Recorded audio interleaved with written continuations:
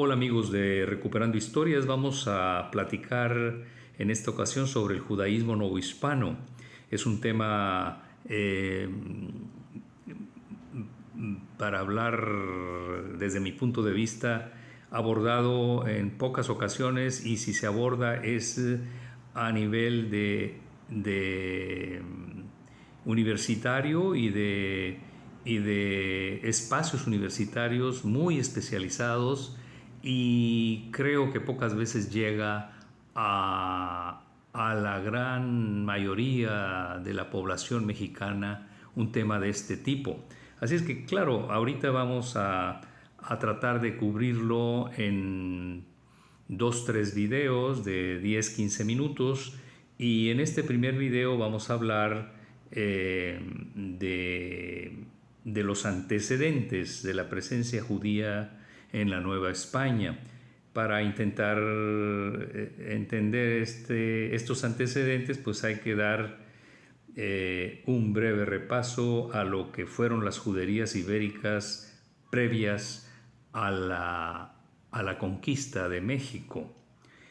Toda la península ibérica tuvo presencia judía al menos por 15 siglos anteriores a 1492, que es cuando se decreta la expulsión de los judíos por los reyes católicos.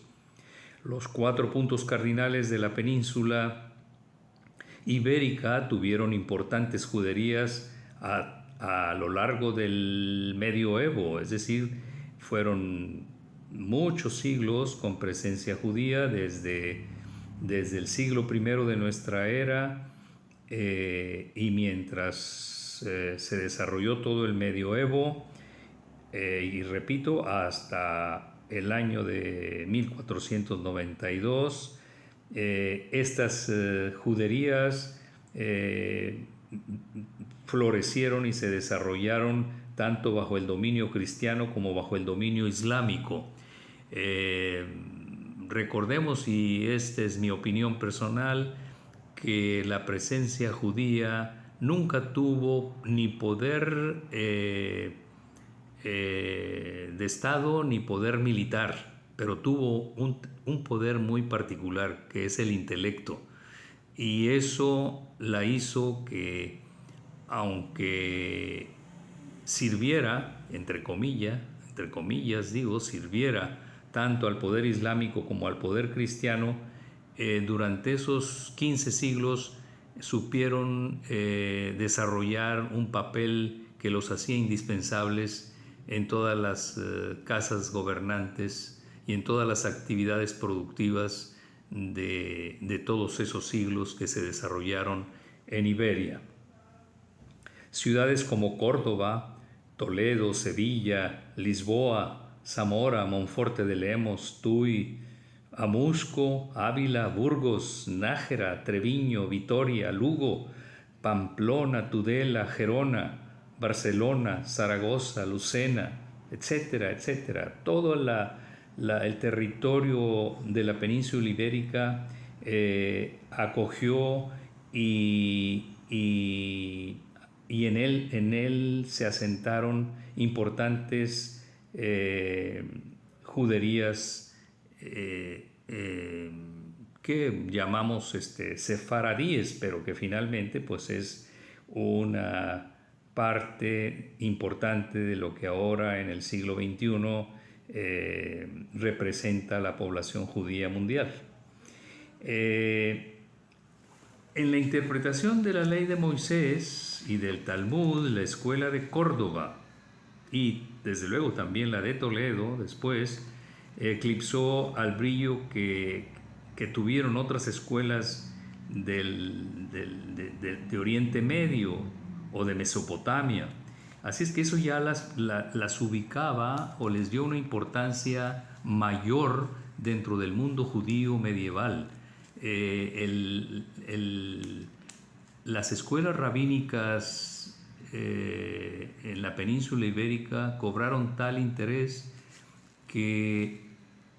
el centro de producción y de interpretación rabínica más importante durante siglos se localizó en la península ibérica. Así es que démonos con esto una idea de que la población sefaradí conversa o practicante del judaísmo que llega a la Nueva España ya traía una serie de información no solo rabínica, sino información culturalmente hablando, científicamente hablando, filosóficamente hablando, de mucha importancia. Es bueno hacer notar que desde el siglo XIII, durante el reinado de Alfonso X, también llamado el Sabio, se emitieron una serie de leyes, le llamaban el Libro de las Leyes. Es de alguna manera un libro que sentó las bases jurídicas europeas, y a partir de él y de otros puntos del continente europeo que desarrollaron también posteriormente legislaciones similares, se sentaron las bases para lo que habría de ser el estudio y la legislación que organizara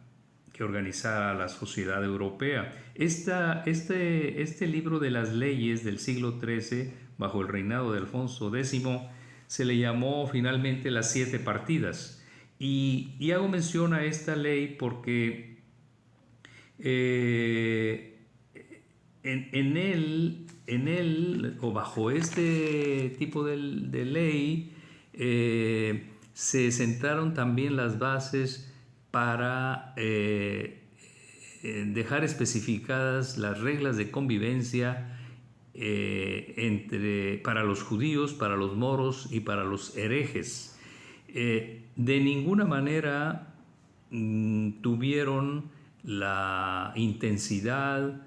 que posteriormente tuvo la ley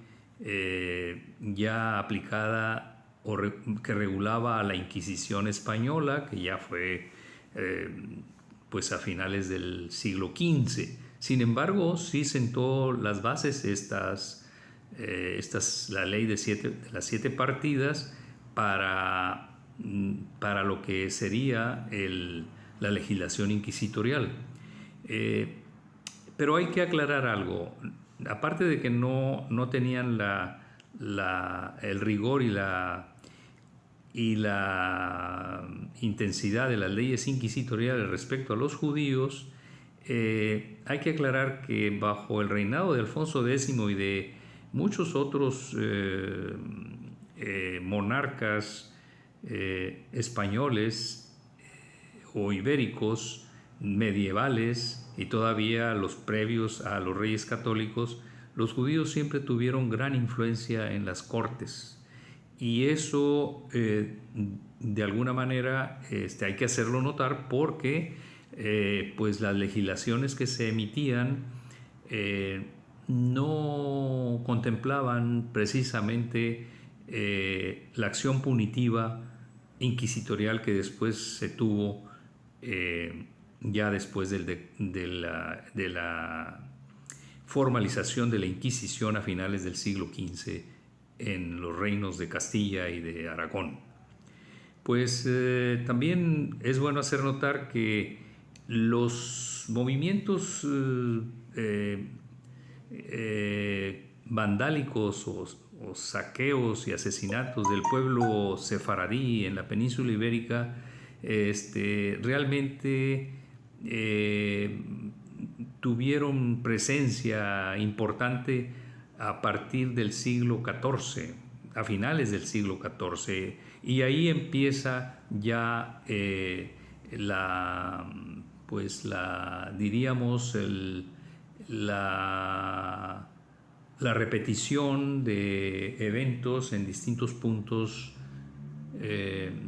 de Iberia en contra de la población judía, sobre todo en Castilla, en Valencia y en Andalucía. Ahí empieza todo este tipo de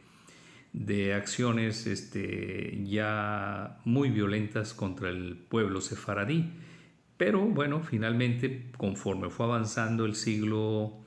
XVI, pues esto fue repitiéndose en algunos otros puntos de la península para acabar con el decreto de expulsión de 1492. Para varios analistas e historiadores, las causas o la causa principal más que del decreto de expulsión de las protestas del pueblo contra las juderías, lo ubican en la superioridad intelectual de los sefaradíes, que derivaba de las escuelas que databan de siglos y que eran las que mantenían, escuelas rabínicas sobre todo, y mantenían a la población sefaradí con un nivel de preparación importante. Así es que eso consideran que fue la raíz del problema principal, porque derivada de esa preparación, pues implicaba que el pueblo israelita sefaradí normalmente tuviera acceso a la riqueza con más facilidad, tenía acceso en puestos claves dentro de las cortes y de la monarquía, tenía capacidad para desarrollar actividades industriales, comerciales, financieras, que eran las que movían verdaderamente la economía de toda la península. Y bueno, eso finalmente, aunque eso se ve como la causa, pero finalmente la raíz o lo que generaba todo ese tipo de manifestaciones que de alguna manera podían ser las causantes del celo de la población no sefaradí, pues estaba, repito, el grado de preparación intelectual de buena parte de la población sefaradí en la península ibérica. Pues desde 1483, o sea, casi más de un siglo antes del decreto de expulsión, ya la región andaluza había decretado algún tipo de expulsión de la población sefaradí, pero realmente hay que decir también que el decreto de expulsión de marzo de 1492 se vio precedido en pocos meses previos a la conquista de Granada. En la conquista de Granada, como en muchos otros frentes bélicos que tuvieron las monarquías castellanas y aragonesas, la población judía sefaradí fue importante, no solo desde el punto de vista financiero, sino desde el punto de vista de organización, logística, etcétera. Así es que cuando termina la expulsión o la conquista de Granada, inmediatamente después se decreta este edicto de expulsión en marzo de 1492, y ahí empieza otra visión del mundo judío, que es cuando pues en ese año también se descubre América y empieza la parte preliminar que nos interesa, sobre la que nos interesa realizar estos videos, que es la presencia judía en la Nueva España.